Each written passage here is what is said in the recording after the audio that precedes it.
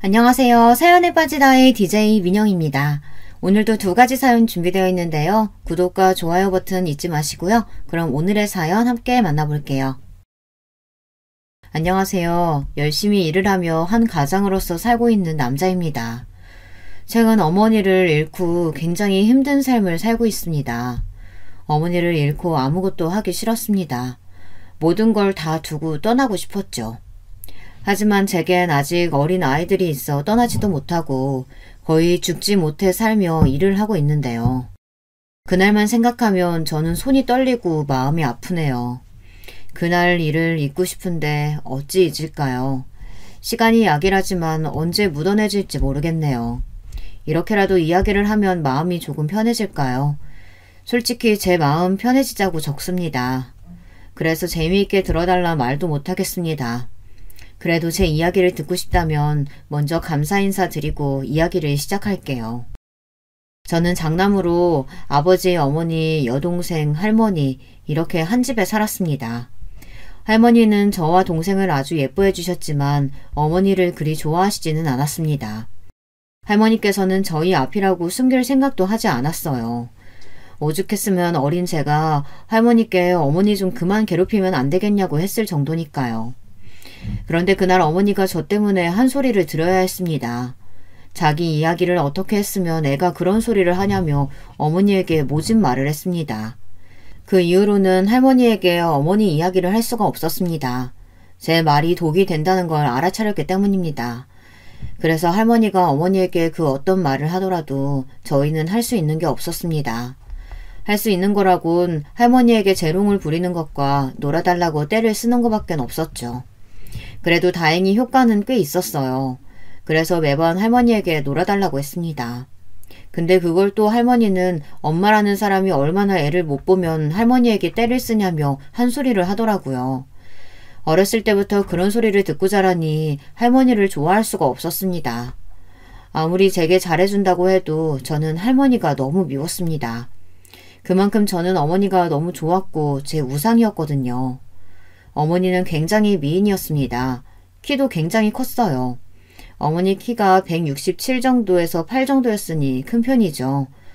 어머니는 이름도 고왔는데 도망간다고 결혼하고 나서 이름을 아주 못나게 바꾸기도 했습니다. 아주 어릴 때라 기억은 나지 않지만 할아버지는 어머니를 참 좋아했던 것 같습니다. 늘 다정하게 부르는 게 기억이 나거든요. 하지만 제가 할아버지의 얼굴이 기억이 나지 않을 정도로 일찍 돌아가셔서 아쉬웠죠. 일찍 돌아가셨지만 할아버지의 다정한 목소리가 기억이 나는 이유는 할머니의 구박 덕분도 있었습니다.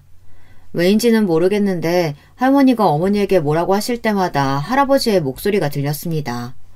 얼마나 듣기가 싫었으면 생각도 나지 않는 할아버지의 목소리를 떠올리려 노력했을까요? 그 뒤로 나이가 차고 나선 저도 모르게 할머니를 무시하기 시작했습니다. 할머니께는 죄송하지만 사춘기도 오고 어린 시절을 떠올리면 좋지 않은 감정들이 일어났기 때문에 어쩔 수 없었습니다. 심지어 제가 할머니를 안 좋게 생각하게 된 건 아버지의 영향도 컸습니다. 아버지는 사업 실패로 매번 술을 마시고 들어와 어머니에게 욕을 했습니다. 때리지는 않았지만 어머니에게 늘 문제라며 욕을 했고 거기에 질세라 할머니도 가세에 어머니를 못살게 괴롭혔습니다. 그러니 제가 좋아할 수 있겠습니까? 그런데 가장 큰 문제는 사춘기 때 할머니뿐만이 아니라 어머니에게도 못되게 굴었다는 점입니다. 어느 순간부터 어머니도 이해가 가지 않았습니다.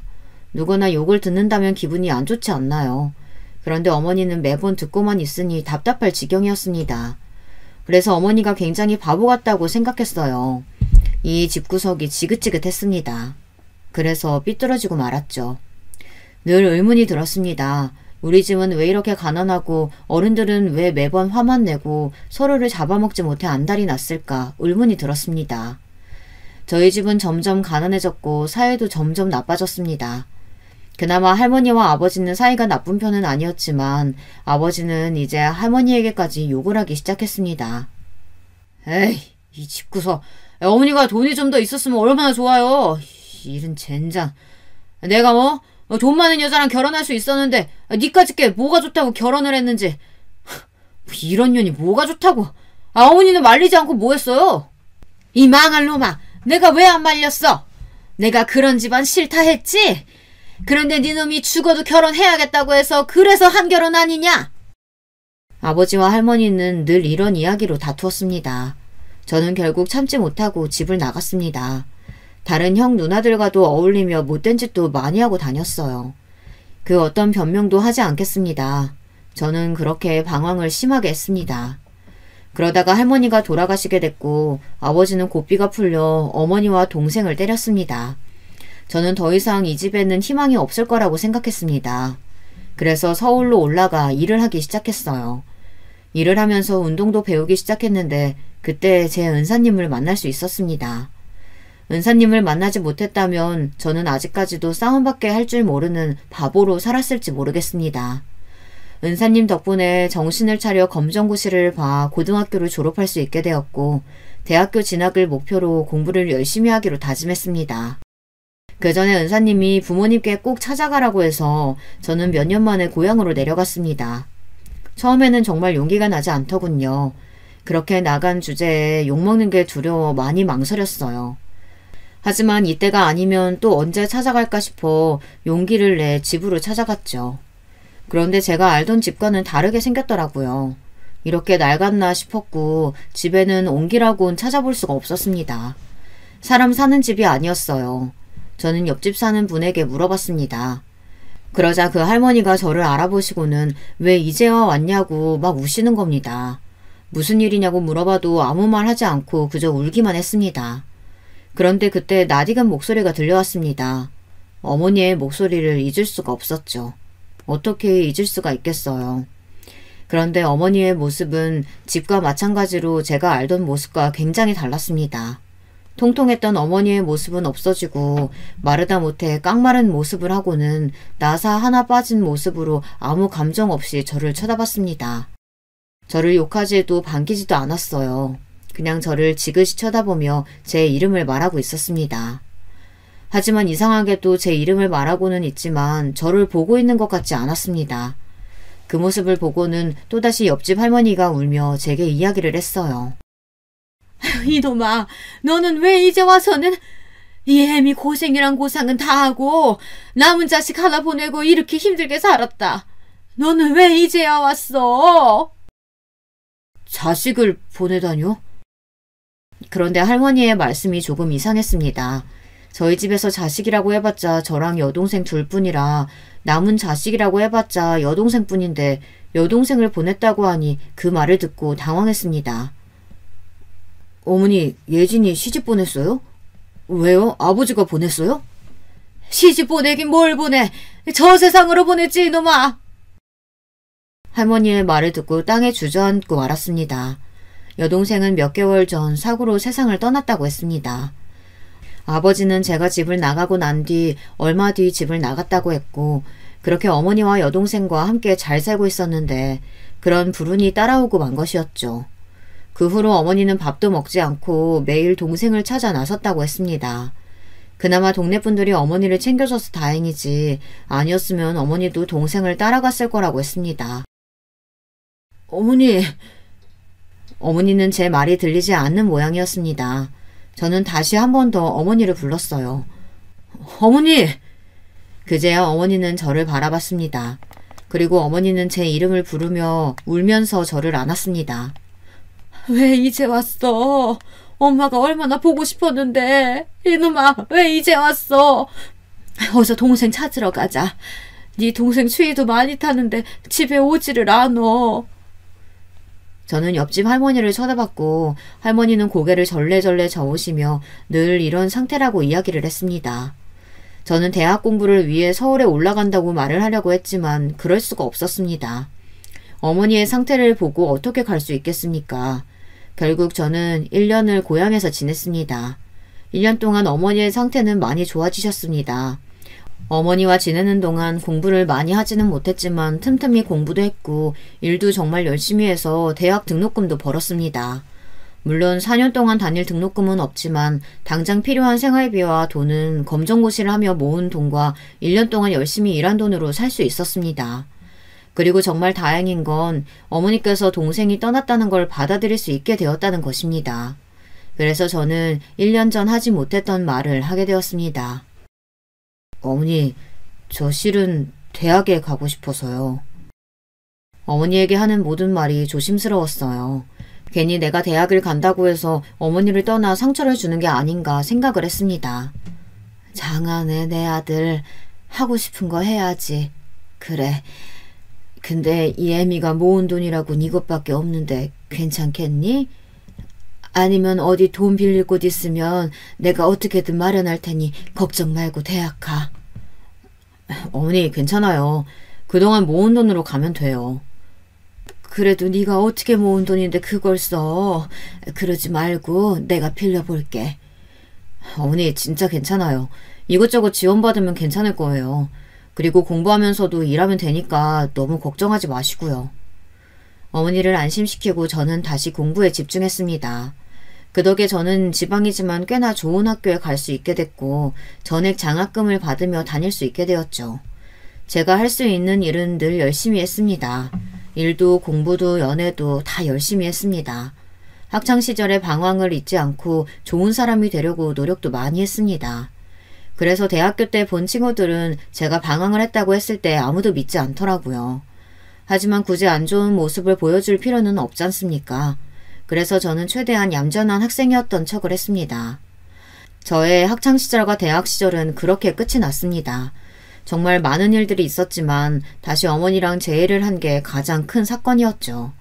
뭐랄까, 방황도 심하게 하고 늘 어머니에 대한 안타까움이 있어서 그런지 점점 어머니를 향한 이 마음이 커지더군요. 그래서 저는 어머니를 위하면서 살기로 결심했습니다. 그런 결심을 하면서도 저와 결혼할 사람이 조금 안쓰럽기는 하더라고요. 하지만 어쩌겠어요. 그럼 결혼을 안 하면 되는 거 아닌가요?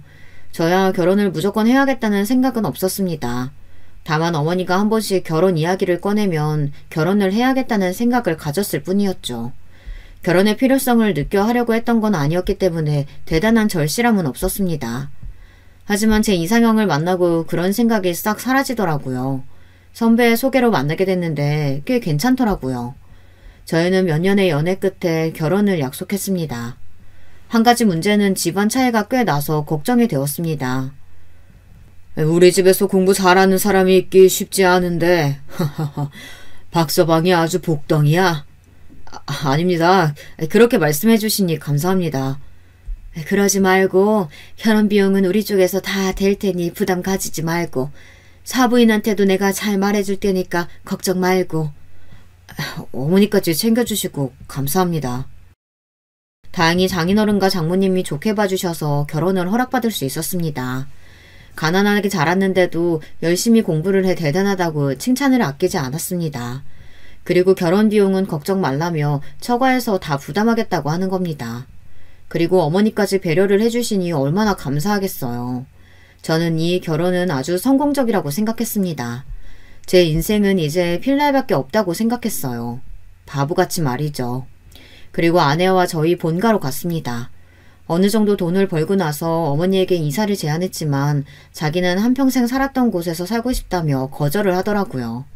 당연히 수리는 했지만 아내가 불편할까봐 걱정했습니다. 처갓집과 너무 비교가 되어 조금 걱정이 되었거든요. 아내는 워낙 잘 사는 집안에서 태어나 걱정을 했거든요. 그런데 아니나 다를까 아내가 불편해하기는 하더라고요. 하지만 고맙게도 어머니에게 내색은 하지 않았습니다. 정말 싹싹하게 어머니에게 친근하게 다가가 먼저 말도 걸고 몸이 먼저 앞서 나갔죠. 그래서 결혼 생활에 대한 걱정은 사실 하나도 없었습니다. 하지만 제 아내가 그렇게 어머니에게 행동할 줄 누가 알았겠습니까? 저희는 달달한 신혼생활을 만끽하고 있었습니다. 그리고 저희는 허니문 베이비로 아들을 얻게 되었죠. 더할 나위 없이 행복했습니다. 이제야 완벽한 행복을 찾은 것 같았습니다. 저는 다짐했어요. 아버지 같은 사람이 되지 않겠다고 다짐을 했습니다. 그리고 어느 날 장인어른께서 제게 따로 연락이 왔습니다. 따로 전화를 할 일이 없는데 전화가 오니 괜히 불안하더군요. 그래, 박서방, 바쁜가?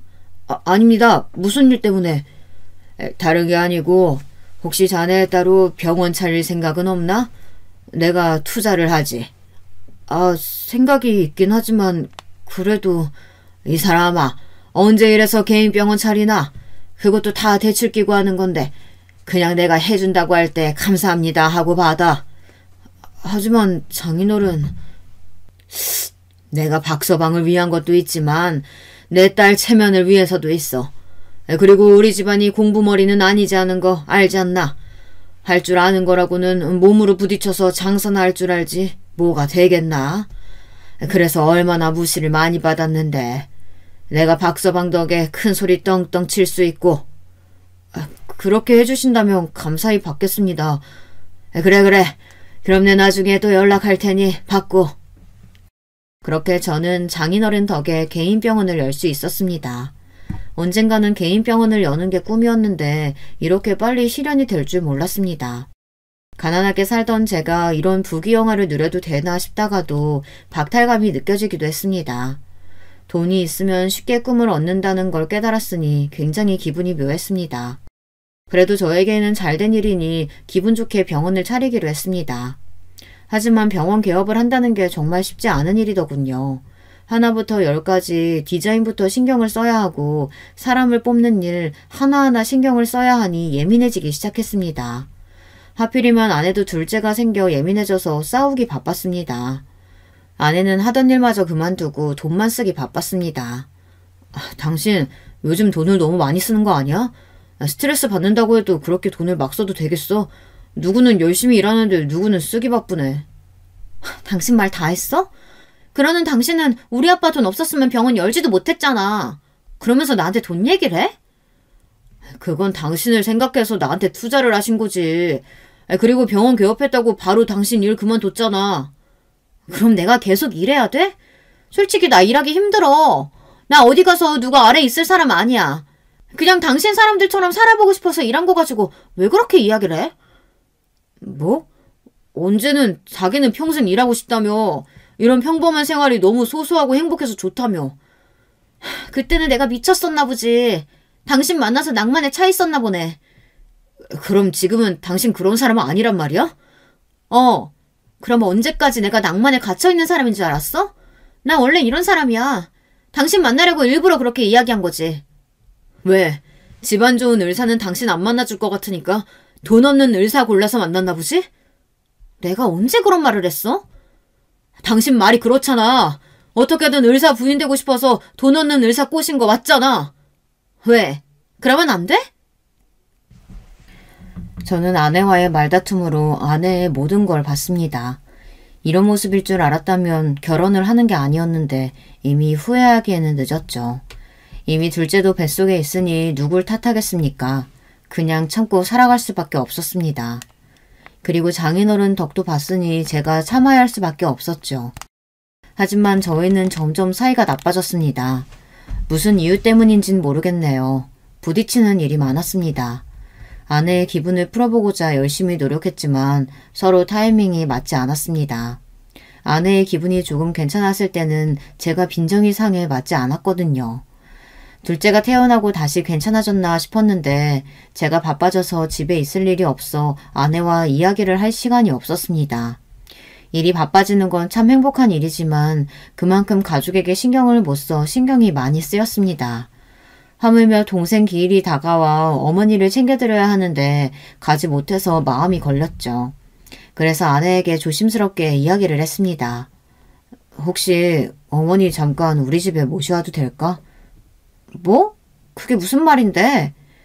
동생 기일이 다가오니까 걱정이 돼서. 휴가 내고 가자니 요즘 바빠서 휴가를 낼 수도 없고 그렇다고 넘기기에는 어머니가 그때만 되면 많이 힘들어 하시니까 그냥 지나칠 수도 없는 거고. 일단 알겠어. 아내의 함숨소리에 저는 예민해졌지만 허락을 해준 것만 해도 다행이라 생각해 뭐라고 하지는 않았습니다. 그래서 동생 기일에 맞춰 어머니를 찾아뵙고 집에 모셔올 수 있게 됐습니다. 그런데 제가 착각을 했을지도 모르겠지만 아내가 어머니를 무시하는 것 같은 느낌이 들더군요. 어머니가 아이들이랑 놀고 있으면 아이를 데려간다든지 첫째에게 들어가서 공부를 하라고 했습니다. 하지만 직접적으로는 안 좋게 대하는 게 아니라서 뭐라고 말을 할 수가 없었습니다. 그런데 어느 순간부터는 아내가 어머니에게 한 소리 하는 걸 들을 수 있었는데요. 여러분은 만약 아내나 남편이 자기 어머니에게 이런 소리를 하면 참을 수 있는지 한번 들어보세요. 어머니, 제발 손 좀 깨끗이 씻고 오시면 안 돼요? 아니면 아이들이 예쁘더라도 그냥 참고 눈으로만 봐주세요. 그 말은 어머니가 더럽다는 뜻 아닙니까? 일을 하다 말고 그 말을 듣고는 바로 아내를 데려와 안방에서 소리쳤습니다. 당신 어머니한테 무슨 말버릇이야? 내가 왜? 아니 어머니 손 좀 봐봐. 정말 새까매. 당신이 더 잘 알겠네. 그리고 어머니 냄새 나는 거 알아?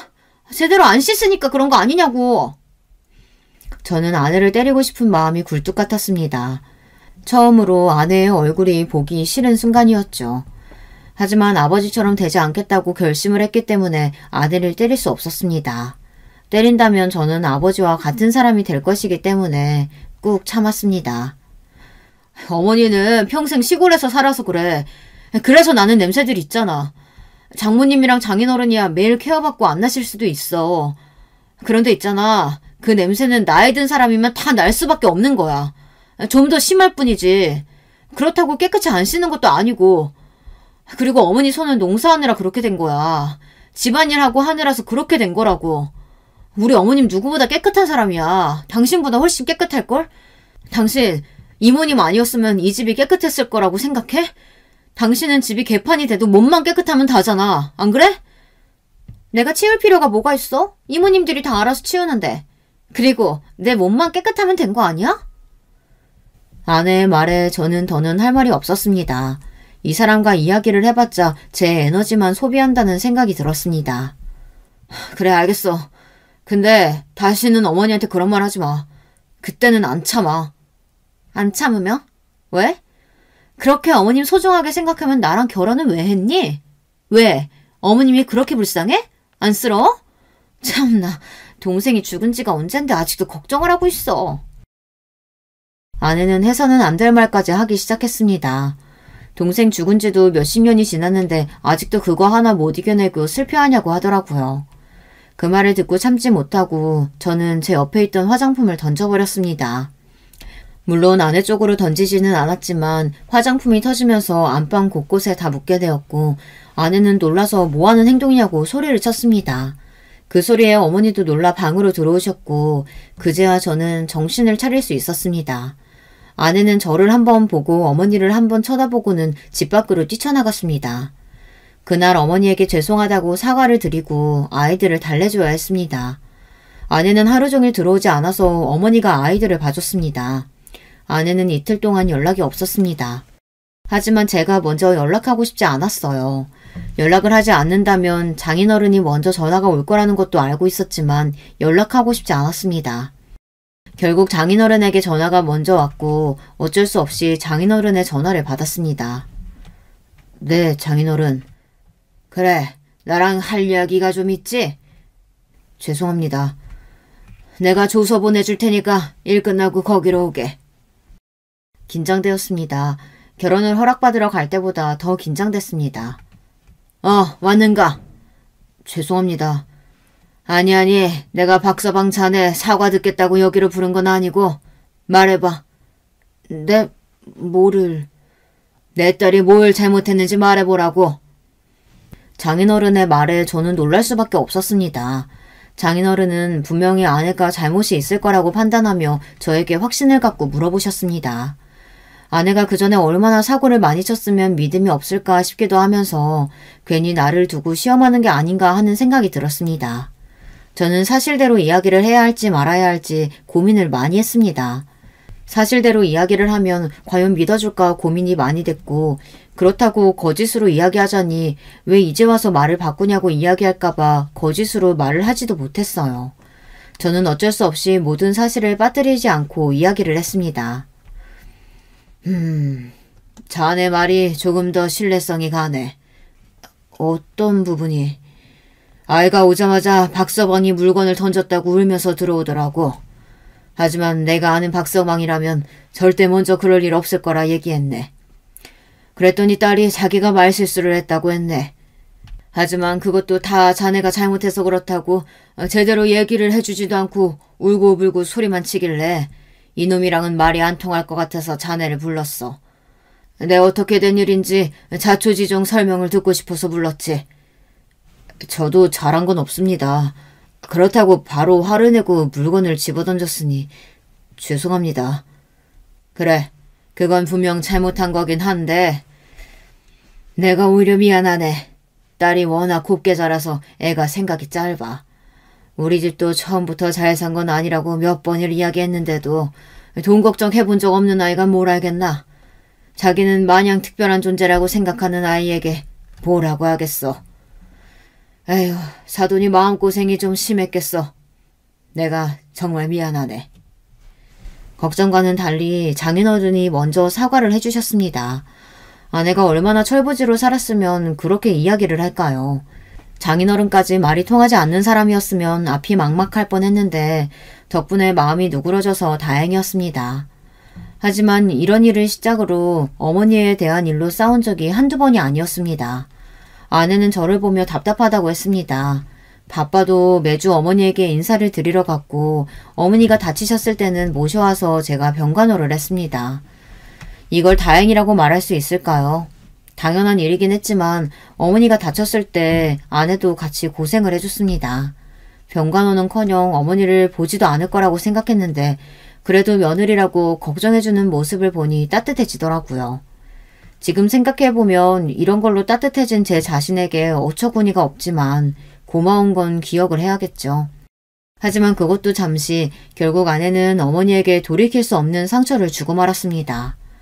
어머니는 나이가 들수록 더 건강이 나빠지셨어요. 하지만 어머니는 병원도 요양원도 가기 싫어했습니다. 사람을 부르기는 했지만 그래도 걱정이 되었습니다.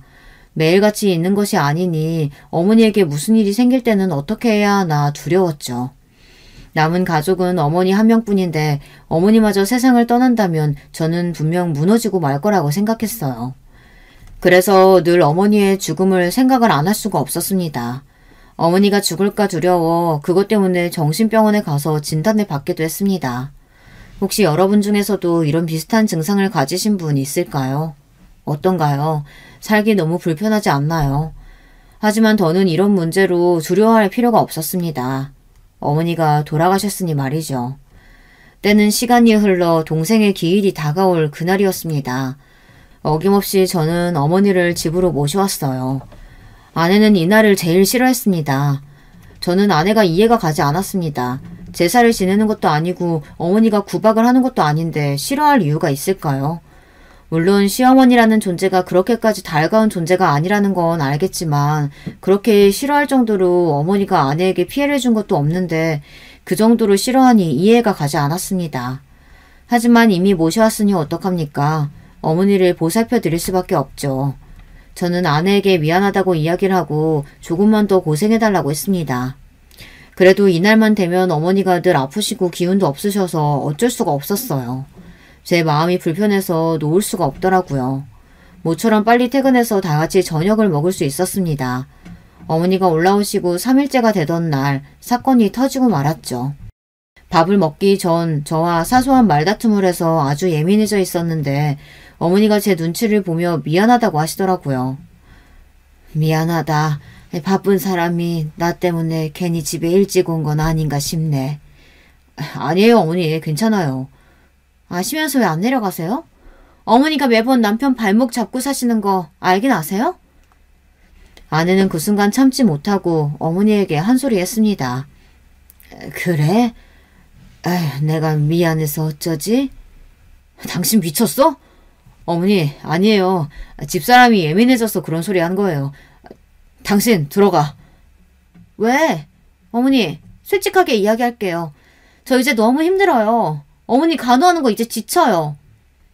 저는 아내를 붙잡고 안방으로 갔습니다. 당신 지금 그런 소리를 왜 어머니 앞에서 해? 왜? 나는 그런 소리도 못해? 나도 이제 지쳤어. 몇 년이야. 10년도 넘었어. 우리 제대로 여행이나 가본 적 있어? 애들은? 매번 어머님 챙기기 바빴지? 우리 가족들은 안중에도 없지? 솔직히 할 말이 없었습니다. 가족을 소중히 한다고 했지만 늘 어머니가 먼저였으니까요. 하지만 어머니의 인생은요. 누가 책임져 줍니까? 저희를 낳느라 그렇게 버려진 인생 저라도 책임져야 하는 거 아닌가요? 그날 아내와 한바탕 싸우고 나니 어머니가 불편하셨는지 집으로 가겠다고 했습니다. 어머니 괜찮아요. 더 계셔도 돼요. 아니다. 내일 집에 갈 거니까 짐 싸마. 아들아, 사랑한다. 네, 저도 사랑해요. 어머니는 다음날 집으로 가셨고 늦은 오후 어머니가 돌아가셨다는 소식이 들렸습니다. 어머니의 동네 친구분이 놀러갔다가 죽은 어머니를 발견했다고 했습니다. 분명 아침까지도 멀쩡하신 분이 돌아가셨다니 믿기지 않았습니다. 어머니는 미리 계획을 하고 계셨던 것 같습니다. 정신없이 어머니의 장례를 다 치르고 저는 어머니의 유서를 볼 수 있었습니다. 그런데 거기에는 충격적인 내용이 담겨 있었습니다. 대충 이런 내용이었어요. 저한테 미안하다 이야기를 하는 내용이었죠. 그리고 아내에 대한 이야기도 적혀 있었습니다. 아들아, 미안하다. 이 어미가 도저히 살 용기가 없구나. 마지막으로 네 모습 봐서 너무 행복했다. 그리고 마지막으로 이렇게 안 좋은 이야기를 하고 가는 게 마음이 편하지는 않지만 말하마. 이제 저 세상으로 갈 건데 내가 숨겨서 뭘 하겠니? 너도 알지? 내가 숨기는 걸 참 잘하는 걸. 그래서 네가 나를 참 답답해했지. 네 아버지에게 맞거나 할머니에게 모진 말 들을 때 왜 이렇게 가만히 있냐고 엄마는 바보냐고 하는 말이 기억나는구나. 그래, 어쩌면 나는 내 말도 못하는 바보일지 모르겠다는 생각이 드는구나. 그런데 여기서는 솔직히 말해야겠지. 나는 내 며느리가 마음에 들지 않는단다. 늘 내게 모진 말만 하고 늘 내가 너에게 필요 없는 존재라고 이야기를 하더구나. 그런 말을 들을 때마다 가슴이 무너졌지만 맞는 말 같아서 별 말을 하지 않았다. 물론 이거 말고도 많은 이야기를 했단다. 아, 네 동생 이야기를 하더구나. 제발 정신 좀 차리라고. 내가 잘 챙겼으면 죽지도 않을 사람 못하러 붙잡고 있냐고 말하더구나. 그 말을 듣고 나는 깨달았단다. 내가 잘못되었다는 걸. 아가, 내가 너에게 도움이 되지 못해 참 미안하다. 엄마라는 사람이 뭐 제대로 해준 게 없네. 사랑한다, 내 아들아. 다음 생이 있다면 부디 좋은 부모 만나렴. 잘 커줘서 고맙단다. 어머니의 유서를 그대로 적지는 않았지만 비슷하게 적혀 있었습니다. 저는 어머니의 유서를 보고 이성을 잃고 말았어요. 마음의 병을 안고 온 사람에게 기름을 부어 더 부채질을 한 사람이 바로 제 아내였습니다. 저는 곧장 아내에게 가서 따졌습니다. 유서를 던지며 아내에게 소리를 쳤습니다. 이게 사실이냐고, 어머니에게 한 말이 사실이냐고 울면서 고함을 쳤어요. 어떻게 그럴 수가 있습니까? 그래도 며느리라는 사람이 이렇게 이야기를 할 수 있습니까? 심지어 제가 저희 집 사정도 다 이야기를 했는데 그런 말이 나올 수가 있을까요? 그런데 아내는 오히려 당당하게 이야기를 하더군요. 왜? 이게 왜? 왜 나 때문인데? 당신 말 한마디 한마디에 상처받으셨잖아. 그래서 어머니가 죽었잖아. 어머님이 나 때문에 죽었다고 썼어? 아니잖아. 어머님 혼자 그렇게 생각해서 선택한 거잖아. 저는 결국 아내를 때리고 말았습니다. 때리는 순간 저는 아버지와 겹쳐 보이며 화를 참지 못했습니다. 어머니를 잃었다는 슬픔과 동시에 그토록 싫어하는 아버지의 행동을 하고 말았으니 미쳐버리겠더라고요. 저는 아무것도 할 수 없는 제 자신에게 화가 나서 벽을 있는 힘껏 그대로 내리쳤습니다. 그러자 아내가 그제야 저를 말리더라고요. 저는 아내에게 계속 소리쳤습니다. 너 때문에 어머니가 죽었어. 너 때문에. 나도 힘들었어. 아무것도 안 해서 편한 줄 알았어? 전에도 이야기했지? 당신 어머니밖에 없다고. 가족이 어머니 하나는 아니잖아. 그런데 당신은 어머니 하나밖에 없었다고. 그래서 그랬어. 어머니 볼 때마다 심사가 뒤틀렸어. 그래서 계속 모진 말이 나왔어. 그런데도 어머님은 웃고만 있더라? 그게 더 싫었어. 차라리 뭐라고 하지. 괜히 사람 나쁜 년 만드는 것처럼 자기는 좋은 사람인 척. 그게 싫었다고. 결국 저는 아내에게 이혼을 통보했습니다. 나 당신이랑 이렇게는 못 살겠다. 어머니를 죽인 사람이랑 어떻게 살아? 뭐? 이혼? 나는 못해. 그게 왜 내 잘못이야? 나는 이혼 절대 못해. 그날 이후 저는 아무것도 하지 않았습니다. 아내와 아이는 친정에 있어 넓은 집에서 저 혼자밖에 없었어요. 정말 힘들었습니다. 왜 알아차리지 못했나 저를 원망하게 됐습니다.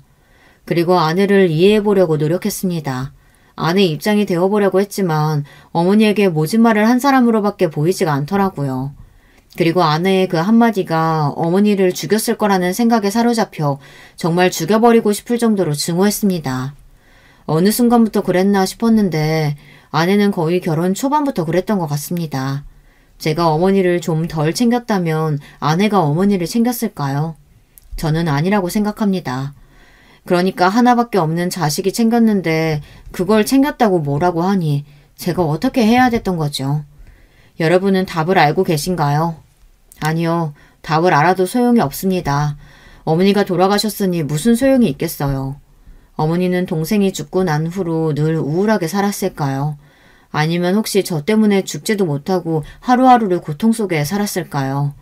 참 많은 생각이 들었습니다. 하루하루를 절망 속에서 살았습니다. 누군가에게 전화가 왔습니다. 이쯤이면 아실까요? 네, 장인어른이었습니다. 장인어른은 저희 집에 찾아왔습니다. 회와 소주 한가득을 사들고 오셨더라고요. 괜찮나? 한 잔 받게. 30분 동안 아무 말 없이 장인과 소주를 마셨습니다. 안주도 먹지 않고 장인어른이 주는 술을 마시다 보니 조금 취기가 올라오는 것 같더라고요. 그제야 저는 입을 열 수 있었습니다. 장인어른 앞에서도 이야기가 곱게 나갈 것 같지 않아 말을 하지 않았는데 술이 용기를 주더군요. 장인어른, 이혼하고 싶습니다. 그래, 들었다. 그럼 그것도 들으셨어요? 무슨 말? 아내가 어머니한테 한 말이요. 장인어른, 집사람이요. 어머니에게 이런 말을 했습니다. 필요 없는 존재라고 이야기했어요. 그리고 제 동생이 죽은 게 어머니 탓이라고도 했답니다. 그런데 왜 이렇게 힘들어하냐고 막 어머니한테 뭐라고 했대요. 미안하네. 내가 다 잘못 키웠어. 장인어른이 뭐가 미안합니까? 집사람이 미안해하지. 그런데 아내는 자기도 이유가 있었대요. 그래서 이해를 해보려고 했는데 이해가 가지 않아요. 이해를 해보려고 해도 할 수가 없어요. 그냥 미워 죽겠습니다. 저는 계속 술을 마셨고 장인어른과 오랜 시간 동안 대화를 했습니다. 장인어른은 계속 제게 사과를 했습니다. 자기가 딸을 잘못 키웠다고요. 내 딸도 놀랐을 거야. 사돈이 그런 선택을 할 줄 알았겠나?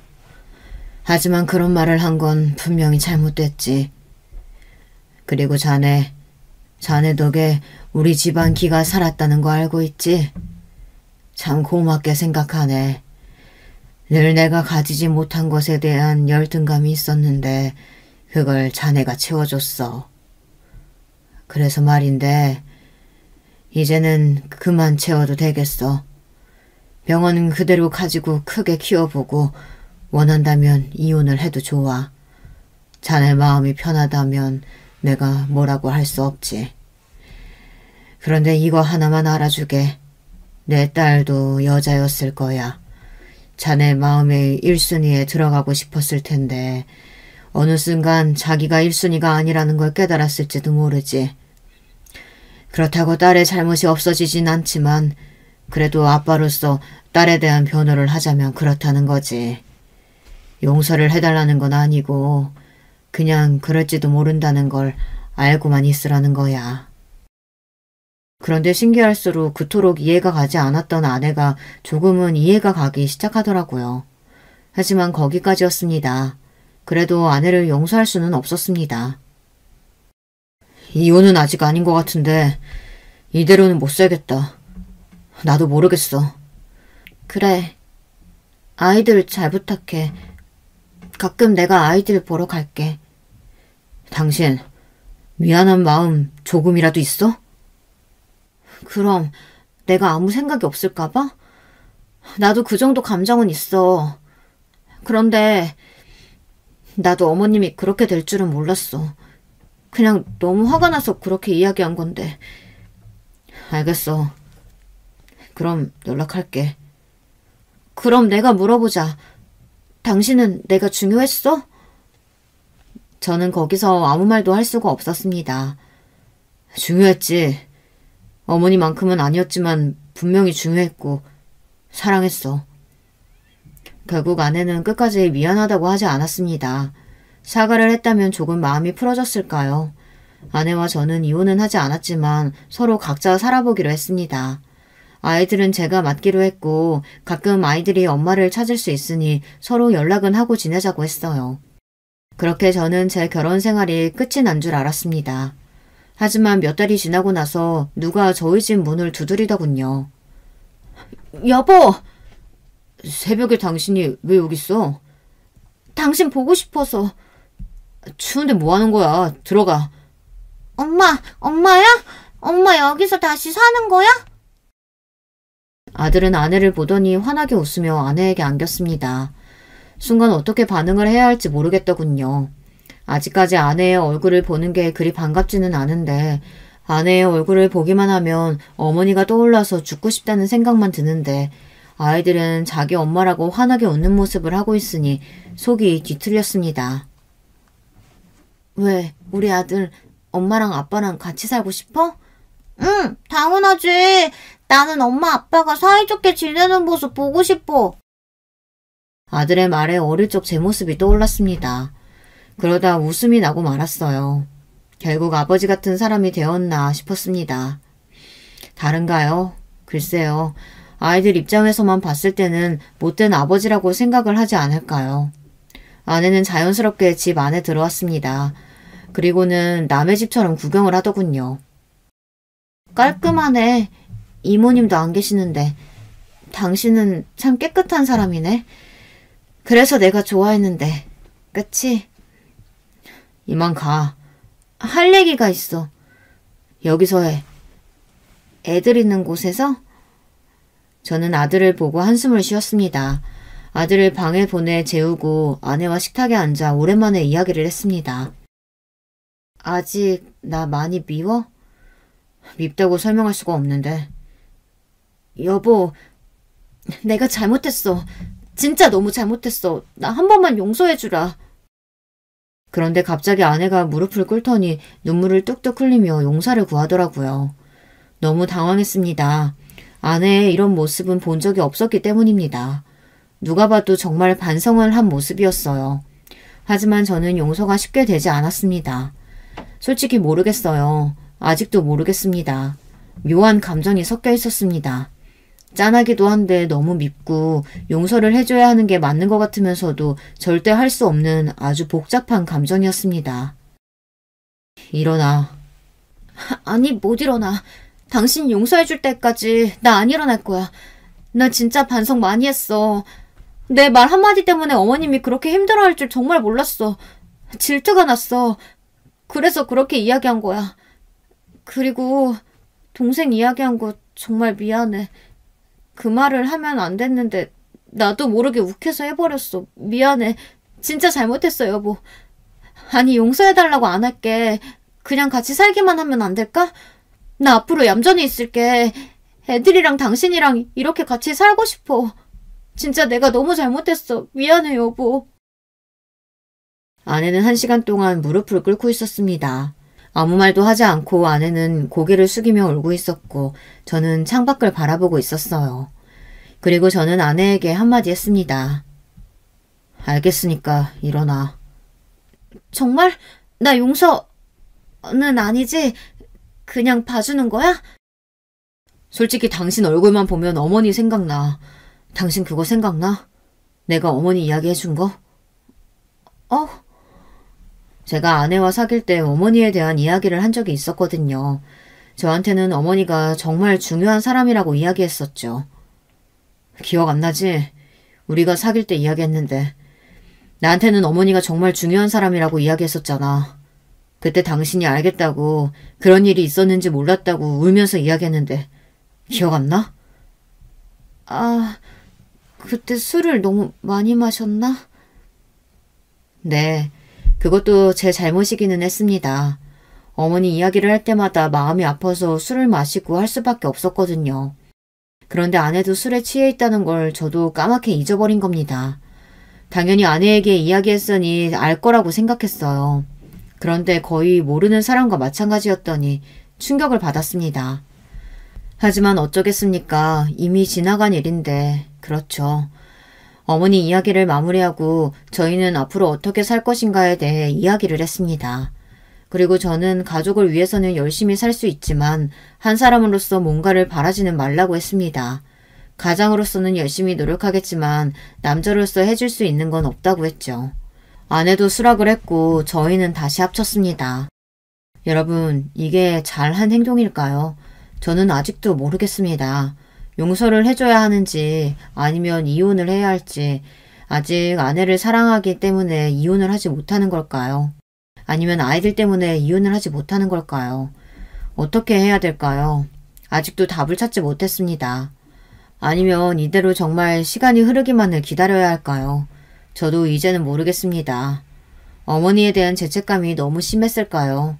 여러분, 제가 어떻게 해야 좋을까요? 이렇게 제 이야기는 끝이 났습니다. 이 글을 적으면 조금 시원해질 거라고 생각했는데 조금 더 힘든 건 기분 탓일까요? 다시 한번 제 이야기 들어주셔서 감사합니다. 마지막에 너무 여러분께 많은 걸 물어봤을까요? 제가 어머님에게 잘해드렸다면 이런 고민을 하지도 않았겠죠. 여러분은 저처럼 후회하지 마시고 부모님에게 잘 대해드리세요. 물론 저처럼 후회하시는 분도 계시겠죠. 소중한 시간 내어 들으셨을 텐데 괜히 처진 게 아닌가 걱정이 드네요. 저처럼 부모님을 잃고 슬퍼한 사람들이 많을 거라 생각이 듭니다. 다들 어떻게 극복하셨는지, 아니면 아직도 슬픔을 품고 살고 계시는지요. 많은 사람들이 글을 적어주셨으면 좋겠네요. 그럼 이만 제 이야기를 마치도록 하겠습니다. 여러분, 두 번째 사연 시작하기 전에 좋아요, 구독 꼭 눌러주실 거죠?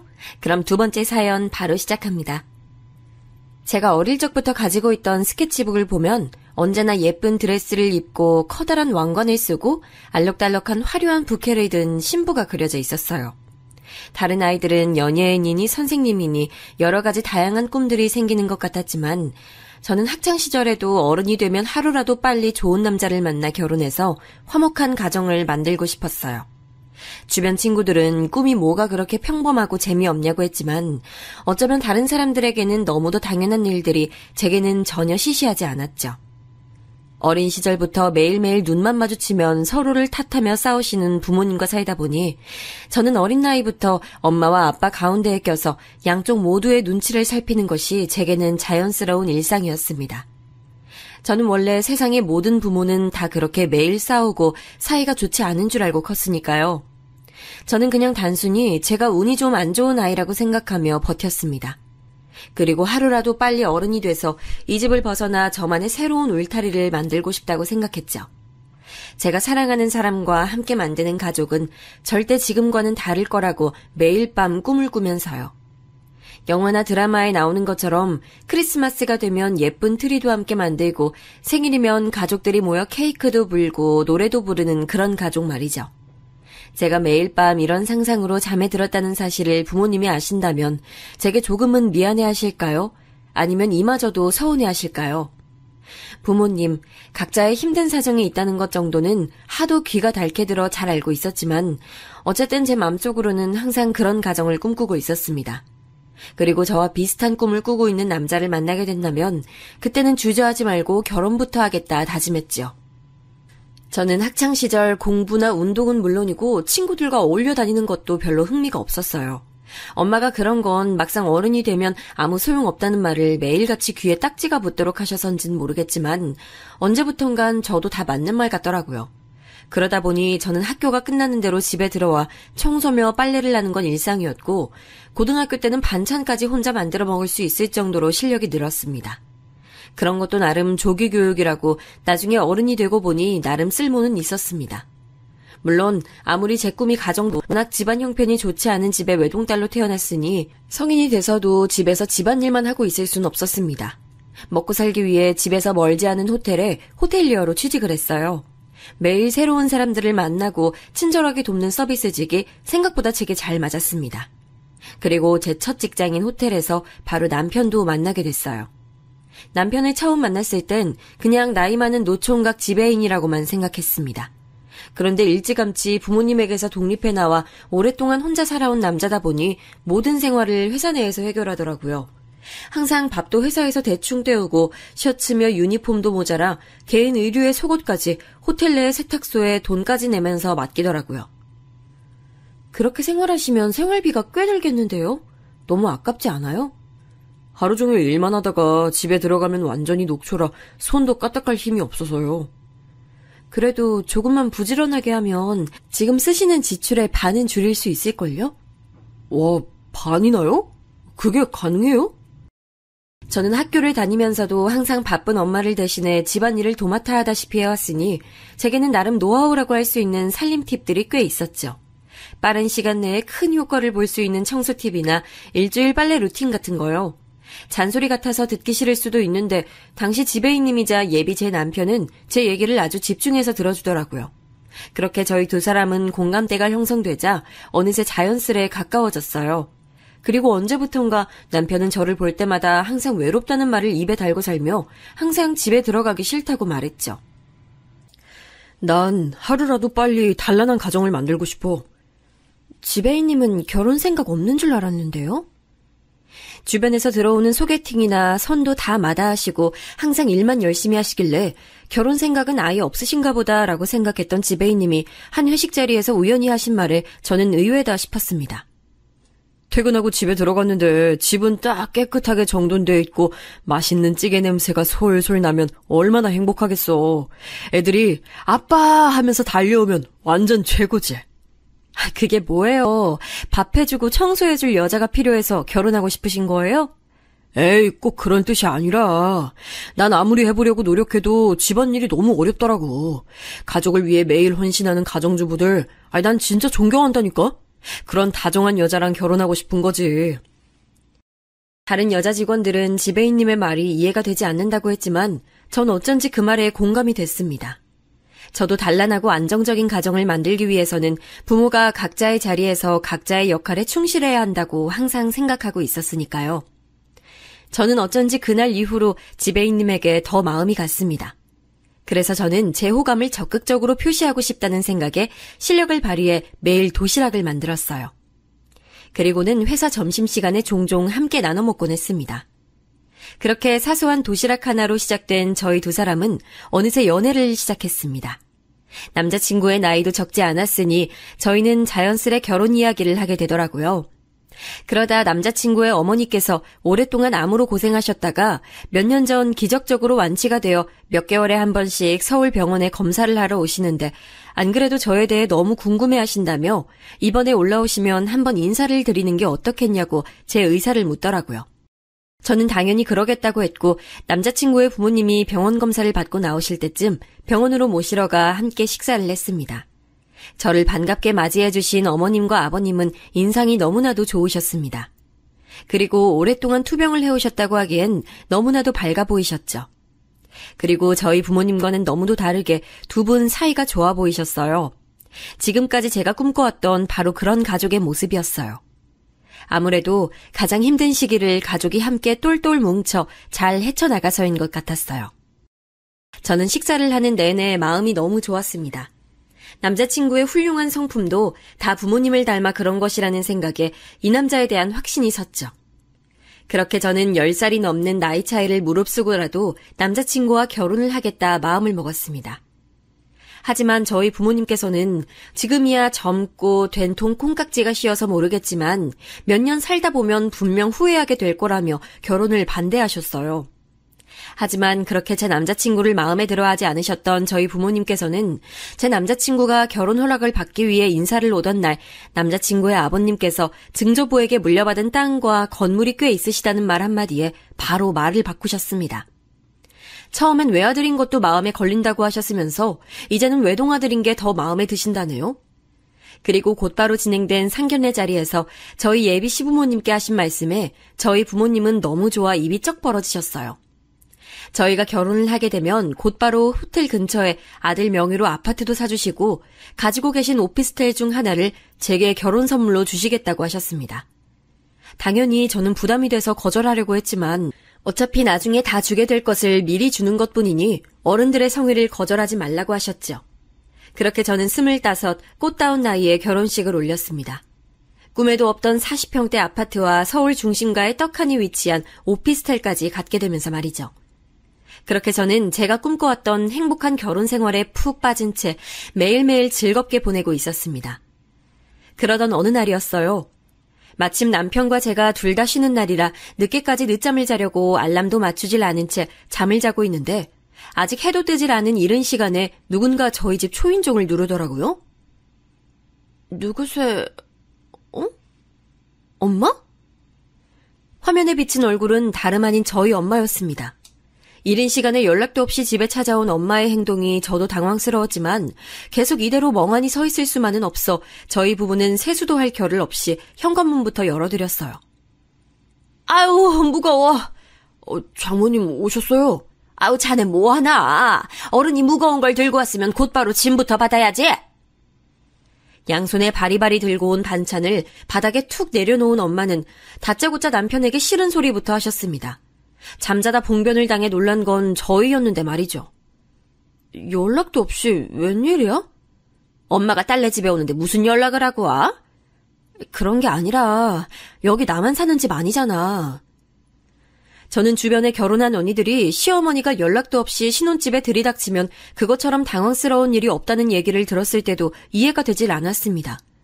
아무리 당신들의 자식이 사는 집이라고 하더라도 이제는 아들만 혼자 사는 집도 아닌데 어떻게 연락도 없이 들이닥칠 수 있을까 싶었죠.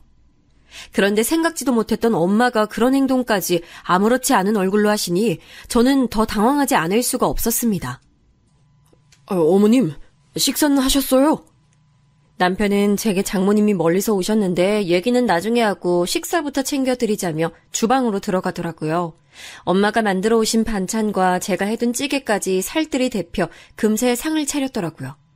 남편의 행동에 저는 괜스레 더 미안해졌습니다. 저야 평소 엄마의 막무가내 행동과 말투에 익숙해져 있었지만 남편은 처음 겪는 일이었을 테니까요. 아버님은 왜 같이 안 오셨어요? 그 인간이 딸내미 볼낯이 어디 있다고 여길 와? 도무지 어떻게 말해야 할지 몰라 제가 말을 머뭇거리는 사이 엄마는 버럭 소리부터 질렀습니다. 하나밖에 없는 딸내미 결혼식 밥값까지 갖고 튄 인간이야. 궁금해할 필요도 없어. 결혼식 당일 식이 나고 하객 식사 비용을 결제하려고 보니 축의금은 어디에도 보이질 않았습니다. 접수대에서 축의금을 받아주신 친척분들께서는 분명 가방에 다 정리를 해서 저희 친정 아버지께 전달해드렸다고 하셨지만 축의금 가방도 아버지도 웨딩홀 안 어디에도 보이질 않았습니다. 그리고 잠시 뒤 아버지는 급하게 쓸 돈이 있어 그런 거라며 좀 이해해달라는 메시지 달랑 하나 제게 보내뒀더라고요. 원래부터도 자기 멋대로인 거야 진작부터 잘 알고 있었지만 이렇게까지 할 거라고는 생각지도 못했습니다.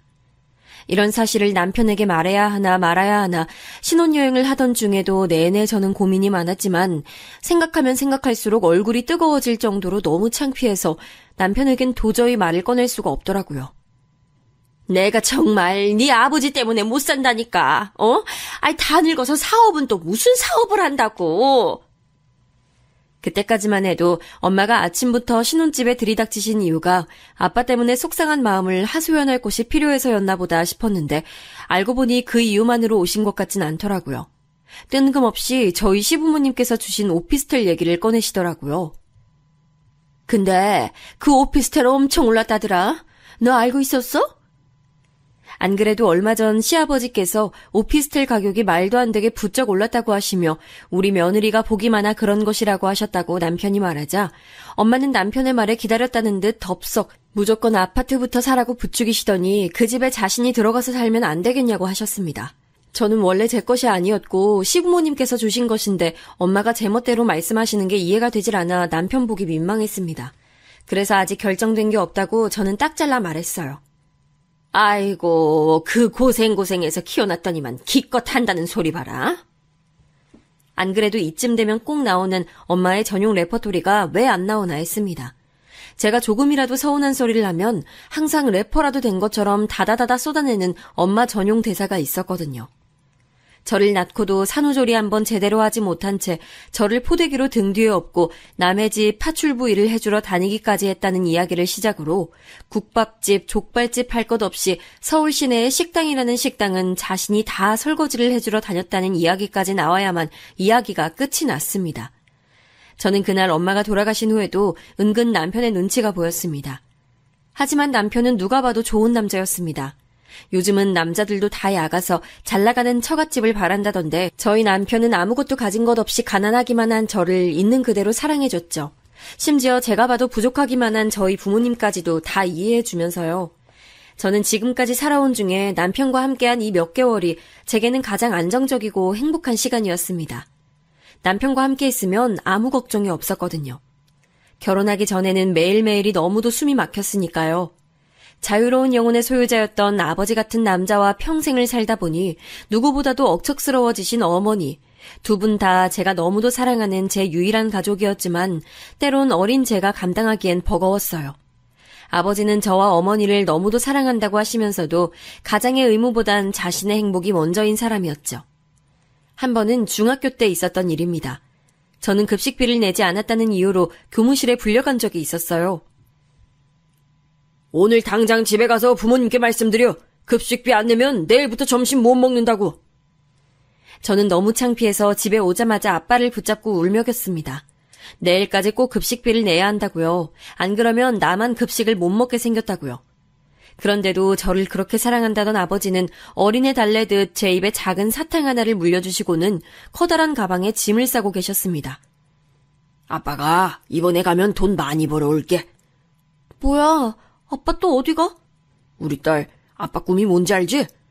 아빠 꿈? 비행기 타는 거? 그래. 우리 딸도 미국 알지? 미국은 우리나라보다 엄청 부자야. 아빠가 거기 가서 돈 많이 벌어올 테니까 엄마 말 잘 듣고 있어. 그럼 내 급식비는? 미국이고 뭐든 간에 저는 지금 당장 제 급식비가 훨씬 더 급했습니다. 당시에도 몇만 원밖에 하지 않던 급식비도 주지 못하는 아빠라는 사람이 도대체 그 먼 미국까지 가서 무슨 돈을 벌겠다는 것인지 그 어린 나이에도 저는 말이 되지 않는다고 생각했습니다. 그리고 결국 미국에 다녀온 아빠는 돈을 벌어오긴커녕 이상한 브로커에게 속아 빚만 잔뜩 지고 얼마 되지 않아 한국에 들어오셨습니다. 엄마는 그 많은 빚을 갚기 위해 지금까지도 평생을 쉬지 않고 일만 하셨고요.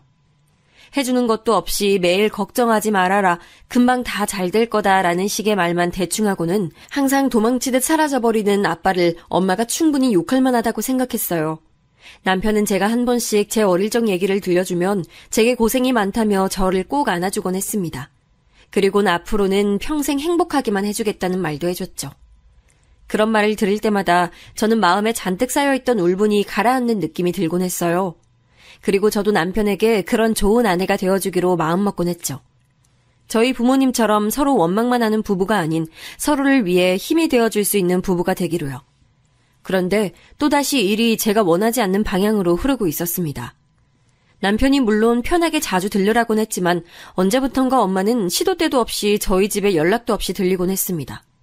그리곤 그냥 왔다만 가시는 게 아니라 올 때마다 옛날에 저와 함께 살던 때처럼 제 살림에 대해 쉬지 않고 잔소리하셨고 시키지도 않은 집안일을 자꾸만 차지하셨어요. 너는 나 없으면 어떡하려고 그래? 이야기의 끝은 항상 이런 식이었습니다. 엄마가 안 왔으면 어쩔 뻔했냐, 넌 아직도 이걸 모르냐 등등. 이제는 그때의 어린아이가 아닌데도 엄마는 자꾸만 제가 결혼을 해서 남편과 함께 살고 있다는 사실을 잊고 계신 것처럼 저희 부부의 사생활을 전혀 존중해주지 않으셨어요. 남편은 아마도 항상 옆에 있던 딸이 하루아침에 집에서 나가 살게 돼 많이 외로워하시는 것처럼 보인다고 했지만 저는 정신적으로 너무 많이 힘들었습니다. 피임은 알아서 잘하고 있지? 저는 뜨거운 커피를 마시다 순간 놀라 커피를 뿜을 뻔했습니다. 아무리 걱정이 돼도 사위가 있는 자리에서 피임 얘기까지 꺼낸다니요. 저는 지금까지 입는 거, 먹는 거, 심지어 교우관계까지도 엄마의 사고방식대로 모두 다 따라주었습니다. 엄마의 말대로 평생 저와 아버지 때문에 고생하시며 사신 것에 대한 저 나름대로의 작은 보답이기도 했고, 한편으로는 그래야만 엄마와 다투지 않고 평화롭게 지낼 수 있었으니 그런 척하고 넘어간 것들도 많았습니다. 하지만 이제는 저 혼자만의 일이 아니었으니 달라져야 했어요. 앞으로의 미래에 대해서는 저와 제 남편이 계획한 대로 만들어가고 싶었지요. 오피스텔은 아직 안 팔았어? 엄마, 그건 우리가 알아서 할게. 아이고 답답하. 지금이야 김서방이 나한테 용돈도 주고 그러지만 앞으로 애 생기고 나이 들면 장모 신경이나 쓸 것 같아? 김서방 그런 사람 아니야. 엄마를 얼마나 위하는데. 엄마가 항상 말했지. 남자 믿지 말라니까. 나중에 내가 수종 못 쓰면 장모라고 김서방이 나 모시고 살 거 아니잖아. 요양원이라도 들어가려면 네 수중에 돈이 있어야지.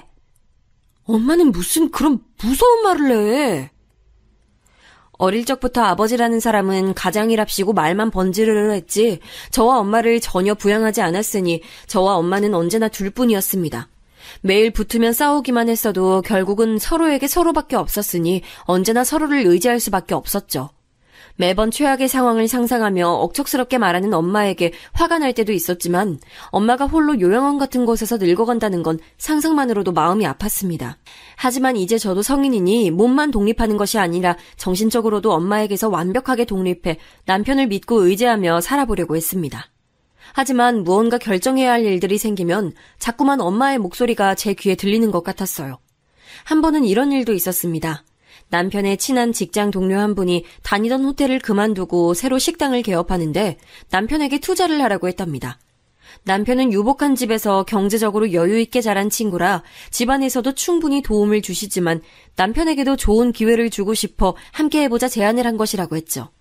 남편은 지금 당장 직장을 그만두겠다는 것도 아니었고 자신이 총각 때부터 모아둔 돈과 퇴직금을 미리 좀 당겨받아 투자하고 싶다고 했습니다. 저는 마음으로는 남편의 생각을 충분히 응원해주고 싶었고 도움도 주고 싶었지만 어쩐지 머릿속엔 자꾸만 엄마의 말이 정신없이 돌아다녔습니다. 그리고 굳이 알리지 않아도 될 일이었는데 저는 어느새 엄마에게 고민을 토로하며 조언을 구하고 있었어요. 돈도 어차피 다 김서방 돈인데 내가 이래라 저래라 하는 건 웃기겠지? 어차피 다 김서방 돈이라는 게 어딨어. 결혼했으면 무조건 다 공동이지. 그래도 저렇게 하고 싶어 하는데... 또 답답한 소리. 월급 꼬박꼬박 나오는 월급쟁이가 최고야. 무조건 좋은 자리라고 하면서 투자하라는 친구 말은 절대 듣는 게 아니야. 아버지가 워낙 제대로 된 직장에도 다니신 적이 없었고 귀가 얇아 주변 친구들과 어울려 다니며 돈을 날린 게 한두 번도 아니었으니 엄마는 그렇게 생각하실 수밖에 없다는 건 저도 충분히 알고 있었습니다. 저희 아버지와 제 남편은 물론 다른 사람이었고요. 하지만 제 스스로도 이해하기 힘들 정도로 저는 결국 엄마의 말에 따라 움직이게 되더라고요. 저는 남편에게 아무래도 퇴직금까지 당겨서 쓸 정도로 안정적인 투자 같지 않다는 이유 같지 않은 이유를 대며 남편을 말렸습니다. 남편은 제 말대로 하기야 했지만 실망한 기색이 역력했죠. 결혼 초반에는 남편도 다른 모녀지간처럼 평범하지만은 않은 저와 엄마의 관계를 많이 이해해주려 노력하는 것 같아 보였어요. 오히려 저희 엄마뿐만이 아니라 아버지에게까지 더 살갑게 굴며 가까워지려고 노력했죠.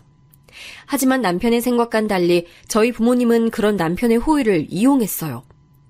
남편은 결혼 후에도 저와 같은 직장에 다니기는 서로 곤란할 수 있다면서 다른 호텔로 직장을 옮겼어요. 평소 이직 준비를 열심히 해온 만큼 남편은 그전에 다니던 호텔보다 훨씬 더 고급 호텔로 이직을 했죠. 저는 역시나 제가 존경할 만한 남자다 싶었습니다. 그런데 남편이 이직을 한 지 한 달도 되지 않은 어느 저녁이었어요. 퇴근을 하고 돌아온 남편의 얼굴이 어딘가 어두워 보였습니다. 저는 무슨 일인지 걱정돼 남편에게 오늘 무슨 일이 있었는지 물었죠. 장인어른께서 오늘 호텔로 오셨어. 뭐? 아빠가? 축의금을 들고 사라진 이후로 딸과 아내가 잘 살곤 있는지 한 번 연락도 없었던 아버지가 도대체 어떻게 알았는지 남편의 호텔로 찾아간 것이었어요. 장인어른 하시는 일에 투자해 주시는 분들이라면서 사람들을 잔뜩 데리고 오셨더라. 호텔에 사람들을 데리고 왔다고? 아버지의 사업체에 투자를 해주기로 한 사람들이라면서 우르르 데리고 와 남편을 불러 인사까지 시켰답니다. 사위가 이렇게 큰 호텔 지배인으로 있는데 자신이 속이겠냐면서 마치 남편을 보증이라도 세우는 것처럼요. 거기다가 호텔 뷔페에서 식사까지 하시고는 계산을 모두 다 남편에게 시켰답니다. 저는 정말이지 얼굴이 뜨거워서 고개를 들 수가 없었습니다. 언제나 처갓집 일이라면 모두 다 이해하고 넘어가 주던 남편이었지만 이번 일은 남편도 기분이 많이 상한 것처럼 보였죠. 그런데 하필이면 그날 저녁 저희 엄마까지 집에 오셨더라고요. 처음엔 아버지가 남편 호텔까지 찾아간 것 때문에 오셨나 싶었는데 그것 때문이 아니었어요. 내가 웬만하면 알아서 해보려고 했는데. 왜 엄마, 무슨 일 있어? 엎친 데 덮친 격이라는 말이 바로 이럴 때 쓰는 말일까요?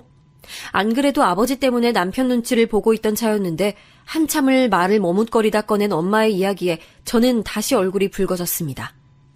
제가 결혼 전에 엄마와 살던 집은 전세였습니다. 사실 그 전세금 정도면 크진 않아도 세 식구 살기에는 충분한 빌라 정도는 살 수 있는 돈이었는데 엄마는 굳이 아파트를 고수하며 10평대 아파트를 전세로 살고 계셨습니다.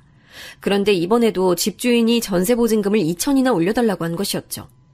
전에는 제가 직장 담보로 대출을 받아 올려주기라도 했었는데 이제는 제가 분가를 해 나왔으니 엄마가 식당에서 일해본 돈을 가지고는 보증금을 올려주기에는 턱없이 부족한 게 당연했습니다. 그리고는 엄마는 또 제 오피스텔 얘기를 꺼내셨어요. 바짝 올랐을 때 팔아야 하지 않겠냐면서요. 저는 도무지 남편 볼 낯이 없어 우선 급하게 엄마를 돌려보냈습니다. 장인어른께서는 투자자들까지 데리고 호텔 뷔페까지 드시러 다닐 정도인데 어머님은 보증금도 없으신 거야? 아빠는 원래 우리가 어떻게 사는지 관심도 없어. 어머님도 대단하시네. 지금까지 이혼도 안 하시고 사신 거 보면. 남편의 말 한마디 한마디가 제 가슴에 꼭꼭 박혔습니다. 저를 이런 식으로 대한 적은 단 한 번도 없었는데 남편도 역시나 마음이 많이 상한 것 같았습니다. 어머님 집 전세금 이번엔 내가 도와드릴게. 하지만 조건이 있어. 남편이 말한 조건은 바로 오피스텔을 정리하는 일이었습니다. 앞으로 아이도 갖게 될 테고 우리 상황에서 아이를 낳으면 천상 제가 일을 그만둬야 하는데 그때를 대비해 투자 명목으로 오피스텔을 팔아 작은 평수라도 아파트를 사서 갖고 있자는 것이었습니다. 명의는 당연히 제 명의로 할 테니 처갓집에는 얘기하지 말라는 것이었죠. 물론 저도 남편 마음을 모르는 건 아니었지만 그래도 저는 엄마에게 비밀로까지 해야 한다는 게 뭔가 찝찝해서 오피스텔도 충분히 오르고 있는데 굳이 팔아야 하냐고 물었습니다. 그러자 남편은 안 그래도 시아버지께서 이제 오피스텔은 오를 만큼 다 올랐으니 앞으로 투자 가치가 좋은 아파트를 미리 봐놓으셨다며 그쪽으로 갈아타라고 하셨답니다. 만약 부족한 부분이 있으면 언제든 도와주겠다고 하셨다면서요. 더 이상 저는 남편에게 토를 달 수가 없었습니다. 역시나 시부모님은 저희 부모님과 모든 면에서 달랐으니까요. 저희 부모님은 사위가 좋은 호텔에 취직을 하면 축하한다는 말보다도 어떻게 하면 비싼 뷔페나 얻어먹을까 하는 생각을 하거나 사돈댁에서 딸에게 결혼 선물로 준 오피스텔마저 호시탐탐 노리고 있는데 시부모님은 지금까지도 충분히 많은 것들을 해주시고도 언제나 자식에게 뭐가 이로울지 생각하시고 어떻게든 도움을 주시려 하셨으니까요. 미안해요. 결혼 전에는 그래도 내가 있어서 좀 나았는데 이제는 엄마 혼자 다 해결하려고 하니까 아무래도 힘드신가 봐. 이건 뭐 꼭 내가 당신을 뺏어오기라도 한 것 같네. 언제나 제 곁에서 커다란 버팀목이 되어줄 것만 같았던 남편마저 어머님이 얼마나 힘드시면 여기까지 찾아오셨겠냐 말은 그렇게 하면서도 얼굴에는 불편한 기색이 역력했습니다. 저는 자꾸만 화가 끌어올라 결국 참지 못하고 다음날 곧바로 엄마를 찾아갔죠. 제게 따로 이야기하면 될 걸 뭐하러 결혼한 지 얼마 되지도 않은 사위가 있는 앞에서 굳이 그런 얘기까지 하느냐고 따져 물었어요. 그런데 엄마는 평소 그렇게 아버지 욕을 달고 사셨으면서 점점 닮아가는 것인지 갑자기 뻔뻔하게 굴기 시작했습니다. 결혼식 때 식비도 없어서 카드 3장을 돌려가며 계산하는 걸 뻔히 다 봤는데 너한테 무슨 돈 얘기를 하니? 그게 내 잘못이야? 축의금은 아버지가 가지고 도망갔지? 지금까지 내가 일해서 벌어놓은 건 엄마랑 살면서 생활비로 다 썼잖아. 아이고, 네 월급 그거? 얼마나 된다고 생색이야. 그리고 지금까지 엄마 혼자 벌어서 너 키운 건 그건 뭐 다 공짜였냐? 저는 너무 기가 막혀서 아무리 그래도 어떻게 사위에게 보증금 얘기도 모자라서 자꾸만 부모님께서 주신 재산을 팔아라 말아라 간섭을 하느냐고 쏘아붙였습니다. 그랬더니 엄마는 제 말에 또 버럭 소리를 내지르며 사위도 자식인데 그럴 수 있는 거 아니냐며 눈시울을 붉혔습니다. 아무리 남자가 그렇게 좋아도 그렇지 제가 결혼하자마자 너무 많이 바뀌었다면서 서운하다고 하시면서요. 제가 생각이 짧았습니다. 결혼만 하면 부모님에게서 벗어나 헐헐 제멋대로 살 수 있을 거라 생각했는데 현실은 너무도 달랐습니다. 오히려 제 짐을 남편에게까지 나눠준 셈이 돼버렸죠. 결국은 남편의 도움으로 엄마가 사시던 집에 보증금이 해결됐습니다. 엄마는 고맙다는 말 한마디도 없이 내 딸이랑 결혼했으면 다 같은 자식인 건데 그 정도는 해줄 수 있는 거라며 오히려 당연하다는 듯 굴었습니다. 그때까지만 해도 친정집 상황을 남편이 아예 모르고 결혼을 한 것도 아니었으니 어느 정도는 예상하고 있었겠다 싶으면서도 저는 자꾸만 마음이 무거웠죠. 그렇게 시간이 흘러 어느새 결혼한 지 2년이 넘어갈 쯤이었습니다. 저희 부부에게도 천사 같은 아이가 찾아온 것이었죠. 저는 임신 사실을 알게 되자마자 엄마 생각이 가장 먼저 나서 그날 바로 퇴근길에 들러 말씀드렸어요. 그런데 엄마도 당연히 기뻐하실 거라고 생각했던 것과는 달리 엄마는 무슨 애를 벌써 가졌냐며 인상부터 쓰셨습니다. 축하한다는 말 한마디도 없이 말이죠. 직장은? 너네 호텔 육아휴직도 안 되잖아. 우선 일할 수 있을 때까지 하다가 배 나오면 그만둬야지. 남편이랑도 전에 그렇게 하기로 했고. 너는 네 애만 생각하니? 저는 엄마의 말에 너무 놀라 입이 다물어지질 않았습니다. 결혼은 하기야 했지만 아무래도 제 나이가 아직 어렸으니 엄마는 제가 너무 일찍 아이를 갖지 않길 바라신 건 알고 있었습니다. 아무리 결혼을 했어도 몇 년은 살아봐야 어떤 사람인지 알 수 있는 것이니 그때 돼서 애를 가져도 전혀 늦지 않는다는 엄마의 조언에 저도 어느 정도 납득이 되어 지난 2년 동안 남편 모르게 피임을 하고 있었으니까요. 남편은 아무래도 나이가 저보다 10살이나 많았으니 하루라도 빨리 아이를 갖고 싶어 하기야 했지만 저도 나름 직장 생활에 더 충실하고 싶기도 했거든요. 그런데 이제는 남편이 얼마나 저를 위해 헌신적인 사람인지도 알았고 한 살이라도 젊을 때 아이를 키우는 것이 좋을 것 같아 제 나름대로는 계획하에 한 임신이었습니다. 그런데 엄마는 아직도 제가 믿업지 않으신지 임신 사실이 전혀 기쁘지 않으신 것 같았어요. 그리고는 어릴 때 덥석 애부터 가져서 지금까지 고생하는 엄마를 보고도 너는 그렇게 애가 갖고 싶었냐는 말로 시작해 네 창창한 미래도 이제 끝이라는 말로 사람 가슴에 쿡쿡 못을 박더군요. 저는 엄마와 나는 다르고 아빠와 김서방은 전혀 다르다라는 말이 목구멍까지 올라왔지만 차마 하지 못했습니다. 평생 고생만 해오신 엄마의 마음을 제가 가장 잘 알고 있었으니까요. 혹시나 아이 때문에 제가 하고 싶은 것들을 누리지 못하고 살까 엄마는 걱정하시는 걸 테니까요. 그런데 제 예상은 또 빗나가고 말았습니다. 제가 임신을 하고 돌아온 첫 명절날의 일이었습니다. 엄마는 기분 좋게 세배를 하고 앉은 저와 남편의 앞에서 덕담이라고 하신 말이 정말이지 들어줄 수가 없었습니다. 너 일 그만둬도 지금까지 나한테 주던 용돈은 그대로 줘야 돼. 네가 못 주면 당연히 김서방이 알아서 챙겨줘야 되고. 용돈이요? 저는 말이 나오지 않을 정도로 당황해서 몸이 딱딱하게 굳어 있었고 순간 남편의 얼굴은 얼음장처럼 차가워지며 분위기가 싸해져 있었습니다. 사실 저는 남편에게 말하지 않은 비밀이 또 있었습니다. 결혼 이후에도 남편 모르게 어머니에게 생활비를 따로 드리고 있었어요. 많은 금액은 아니었지만 그래도 얼마 되지 않는 제 월급에서 매달 따로 드리고 있었으니 남편은 놀랄 만한 일이었지요. 남편은 나름대로 저희 친정에 잘하고 싶어 엄마를 뵐 때마다 따로 용돈을 자주 드렸거든요.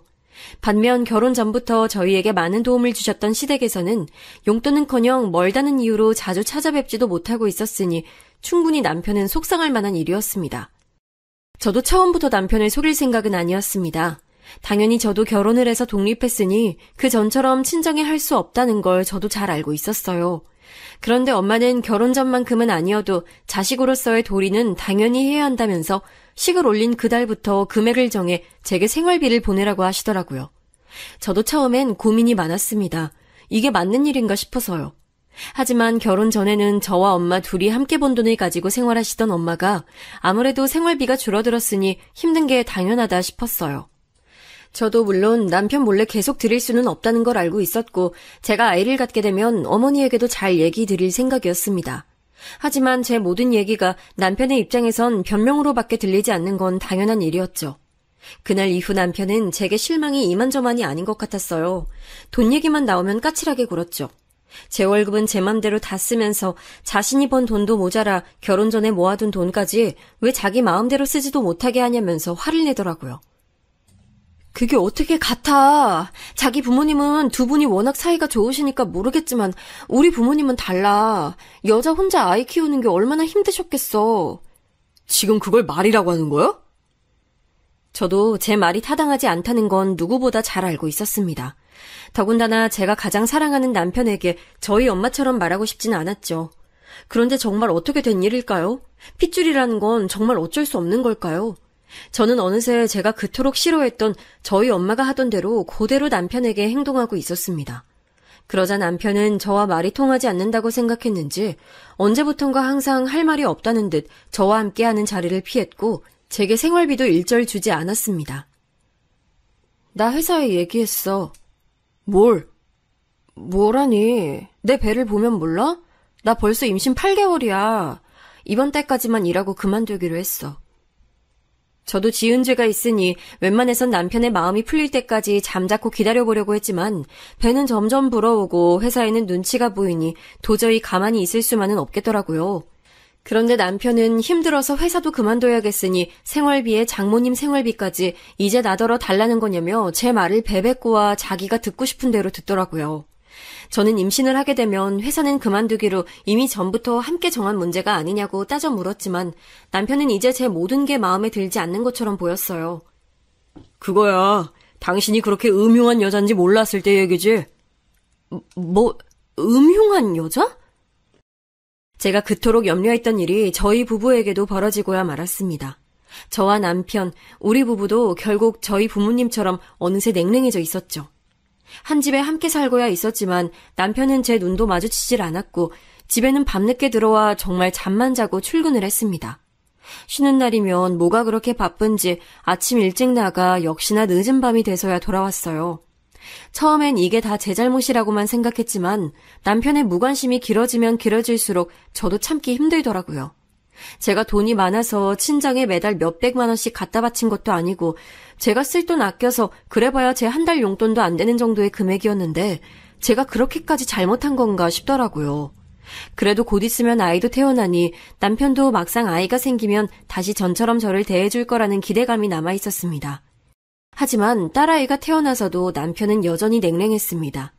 아이를 사랑하고 돌보는 일이야 최선을 다했지만 제게는 무심하게 굴었죠. 안 그래도 하루 종일 혼자 집에서 아이만 돌보는 일에 점점 지쳐가고 있었는데 남편에게조차 인정받지 못하고 위로받지 못하고 있으니 아무런 의욕도 생기질 않았어요. 저는 점점 집안일도 하지 않고 남편 식사도 챙겨주지 않았습니다. 물론 하고 싶은 마음도 없었지만 제가 남편에게 할 수 있는 최소한의 시위였죠. 그랬더니 어느 날 밤 남편이 제게 얘기를 하자고 하더라고요. 그러더니 잠도 제대로 자지 못하고 씻지도 못해 엉망이 된 제 앞에서 이혼 서류를 떡하니 내밀었습니다. 이까진 일로 지금 이혼하자는 거야? 이까진 일? 이건 사기 결혼이나 다름이 없어. 저는 남편의 달라진 모습에 도저히 어떻게 해야 할지 판단이 서질 않았습니다. 제가 생각했던 행복은 아주 사소한 것이었습니다. 저만 바라보고 사랑해주는 사람과 오순도순 서로를 위하고 힘이 돼주면서 오랫동안 함께하는 것이었죠. 그런데 남들에게는 너무도 당연하고 쉬워 보이기만 하는 그 일이 왜 저에게만은 허락되지 않는 걸까요? 그리고 며칠 뒤 무슨 일인지 저희 아버지에게서 웬일로 전화가 왔습니다. 잘 지내냐고 물으시며 벌써 손녀가 태어난 지도 100일이 지났는데 이제서야 제 몸은 좀 어떤지 물으시더라고요.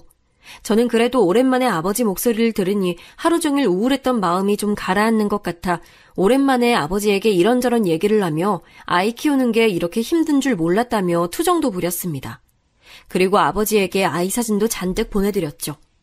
그러자 아버지는 이렇게 못난 아비가 낳았는데도 그래도 제가 잘 자라줘서 고맙다고 하시며 김서방에게 잘하라고 하시더라고요. 저는 아버지나 엄마한테 좀 잘하라며 볼멘 소리를 해대기야 했지만 그래도 오랜만에 아버지와 얘기를 나눈 것만으로도 어쩐지 마음이 놓였습니다. 제 마음이 조금 너그러워져서일까요? 그날 이후 남편의 행동도 어딘가 달라져 있었습니다. 이혼 얘기도 꺼내지 않을 뿐더러 집에도 일찍 들어와 제 걱정도 해주더라고요. 저는 부부싸움은 칼로 물베기라고 했으니 저희도 위기를 잘 넘겼나 보다 싶어 마음을 좀 놓고 있었습니다. 그리고 이제 이 이상은 제가 상처받을 일이라고는 없을 줄 알았죠. 그런데 아주 제 가슴에 대못을 박아버릴 만한 사건이 저를 기다리고 있었습니다. 갑자기 집에 찾아오신 엄마가 다급한 목소리로 김서방을 찾아댔습니다. 제가 아직 남편이 들어오지 않았다고 하자 엄마는 큰일 났다며 바닥에 주저앉아 울먹거리셨어요. 왜 그래? 무슨 일인데? 네 아버지 또 사고 쳤어.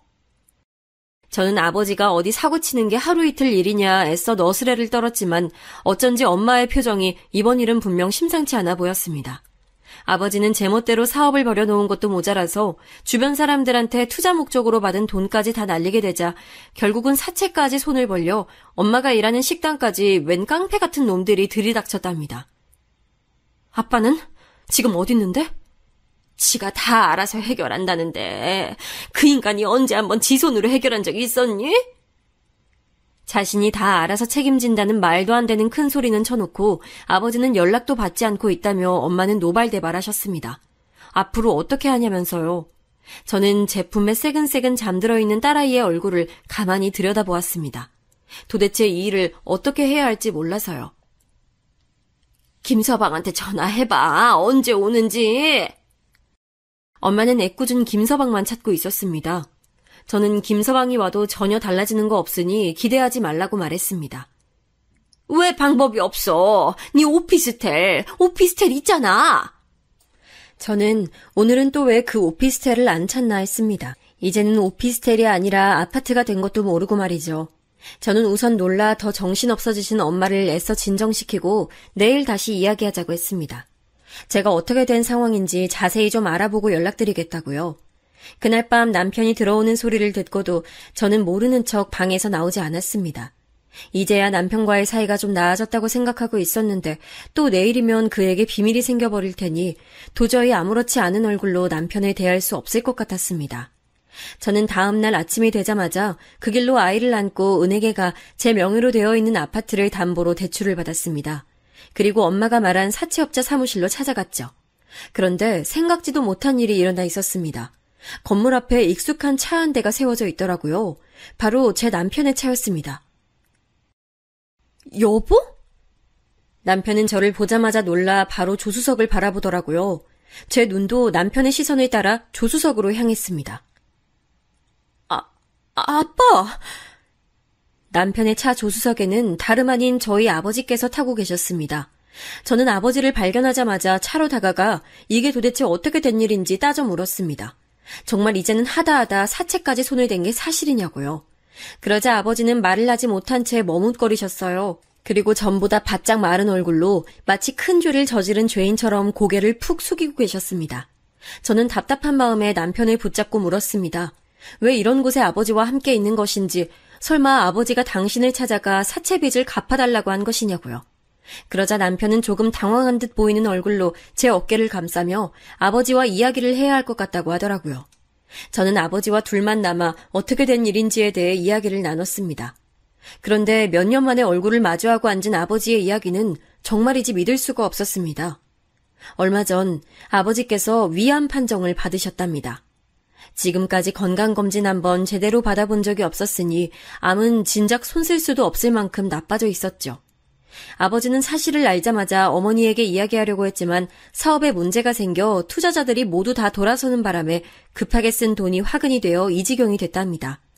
그러던 중에 병원에 갔다가 우연히 사돈 어르신을 모시고 온 저희 남편을 만났고 무슨 일로 암센터에 온 것인지 사위가 꼬치꼬치 물어대는 통에 할 수 없이 자초지종을 말하게 됐답니다.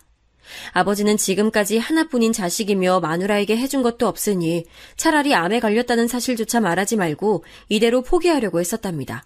그런데 김서방이 암이라는 게 다 처음엔 가능성이 없다고부터 말한다면서 지금 얼마나 힘드신지 누구보다 잘 안다. 지금부터 함께 노력하면 된다고 위로하며 우선 사채빚부터 빨리 정리하자고 했답니다. 그래서 저희 아파트를 담보로 대출을 받았다네요. 아마 그날이었던 것 같아요.